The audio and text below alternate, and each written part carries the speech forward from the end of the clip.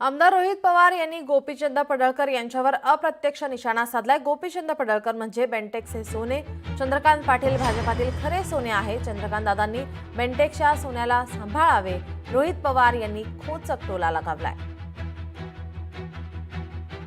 दादा, आत्ताच्या काळामध्ये काही लोक आहेत, तुमच्याकडे बघितल्यानंतर तुम्ही भाजपचे नेते असला तरी तुम्ही भाजपचं खऱ्या अर्थाने सोनं आहात। अनेक वर्ष त्या पक्षामध्ये तुम्ही राहिलेले आहात। जेव्हा केव्हा आम्ही तुम्हाला भेटतो तुम्ही आमचं ऐकून घेता।